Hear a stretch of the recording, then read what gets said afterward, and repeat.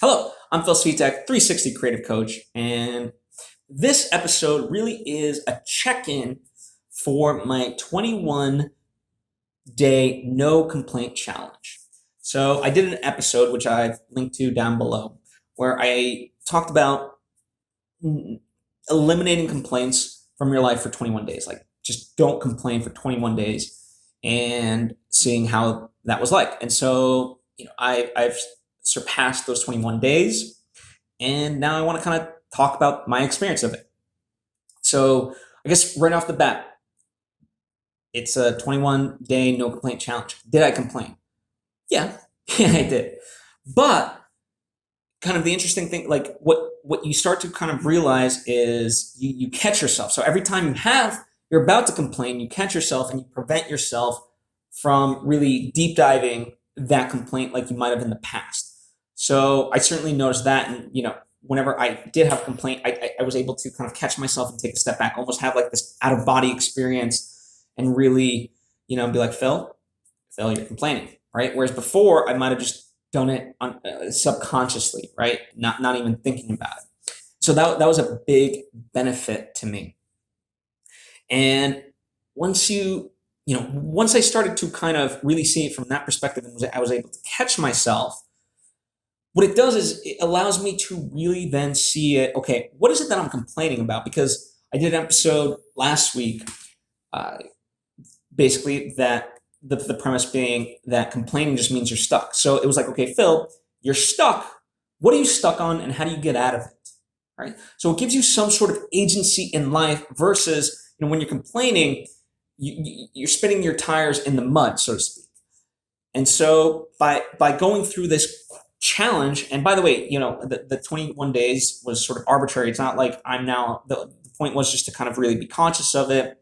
And it's not like I'm going to go back. It has altered me, and I want to continue to make this part of, my habit, if you will. And because I've adopted this habit now I'm a lot more in control of my thoughts and my patterns and how I react to things. And that's the beautiful part. And that's what the ultimate goal is. And so it really is giving me that agency. David Foster Wallace talks about our natural default setting. Like if for example, if you're just driving down the highway and there's traffic, well, if you're not really thinking, your natural default setting might be to be angry, like there's so much traffic, and you go back to being self-centered. Because, as he talks about, there's nothing in this world that doesn't support your kind of deep belief that you are at the absolute center of the world. Because, of course, the world is as you experience it. Other people's thoughts and feelings have to be communicated to you somehow, but your own are so immediate and urgent and so forth, right? So it does take work to get beyond yourself. As he says, like, it's not an accidental term to be called well-adjusted. And so, when you kind of think about it from that perspective, complaining for me certainly was part of my natural default setting. I mean, certainly, like the example I gave in traffic, and I'm guilty of this too. Like when you're in traffic, like, traffic! That's a complaint. But when you really stop and think about it, like when you do the work and get outside of yourself, okay, why am I complaining? What's this really about? Then you start to have agency over yourself and your thoughts. And like extracting this to a far larger sense, I'll just use myself as an example. I was guilty of complaining about the greater world. Like, I mean, to pick this challenge in the midst of everything that's going on, it's like I could blame Trump and complain about Trump and our government and our response, and people aren't wearing masks and they're being stupid and blah, blah. Like I could make up all this asinine stuff and just complain about like it's everyone else's fault and this and this and this and this. When instead, like, okay, let's take a step back. Those things are true. They can be true. But I'll never know if people are being disrespectful, whatever else, right? Like and ultimately, like how the government conducts themselves, apart from me voting and things like that, right now is outside of my control. Like I can sign a petition, I can do whatever, but like just tweeting angry tweets is not going to be the way to do it, right? So again, instead of just complaining and being like all ferocious, it's like, what do I have agency over? How do I have the capability in my own life? And I can see those solutions. But it starts with the real crux of it is I have to start with me. I cannot control the outer world, and then that doesn't mean like I can't have an effect on the world, but to expect just like me shouting that that's the solution, that's never going to be it. I have to start with myself.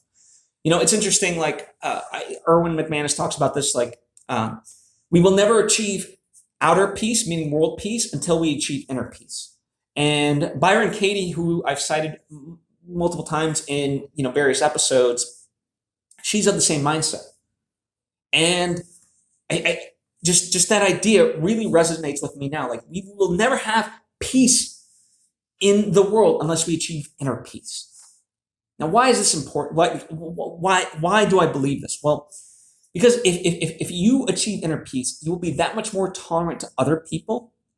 You'll be that much more tolerant just to ideas and to be able to go solution oriented versus like, you suck, and F you, and F this, and whatever else, right? Because that goes back to our natural default setting. That goes back to complaining. And it puts us in the passenger seat of life, and it's everyone else's thought. It's everyone else's thought, their fault, rather. Excuse me. And what's kind of interesting? So, I was listening to a podcast with Ryan Holiday, and he was a guest on Eric Weinstein's podcast, The Portal. And one of the things that they were talking about is like, as a society, we've kind of shifted where we hold everyone to a higher standard and we tolerate ourselves. When in fact, we should be more tolerant of other people and have a high standard for ourselves. And in a sense, by going through this 21-day no complaint challenge, that's kind of where I'm at with it. I'm not perfect. By no means have I achieved inner peace and like I'm this like enlightened saint. But certainly it's made me better. And I think that's what that's what I encourage all of us to do. And by the way, when I say encourage, all I can do and all I've when I really think about it, each of these episodes are things that I do in my life that have benefited me. And if they benefit you, great. But the only way, like I can't control what you do. You might think this is full of shit and whatever else, but it has worked for me. And, I'm going to continue doing it no matter what anyone says. If someone comes along with something better, then great. I'm going to adapt that and so forth. Like I love learning. And, when people suggest things to me, if I see them as being beneficial, then I'll take it. But the real point being here that all I can do is highlight my experience. And if somehow it resonates with you, then great. But by no means, if it doesn't, then it is what it is. But this is something that has benefited me.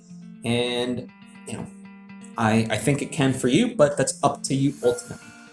Anyway, that's what I have for you today. That has been my experience with this 21-day no complaint challenge.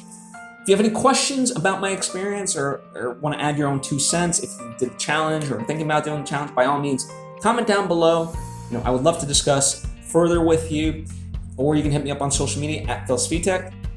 If you feel like this episode would benefit somebody in your life, please, by all means, share it with them. I certainly would appreciate it. And if you like the various things that I'm talking about, but haven't yet subscribed to this show, I would encourage you to do so, because I essentially, talk about various things, new ideas and so forth each and every single day. So, that way you get notified when those drop. Anyway, thank you for taking the time to tune in. Hope to see you next time.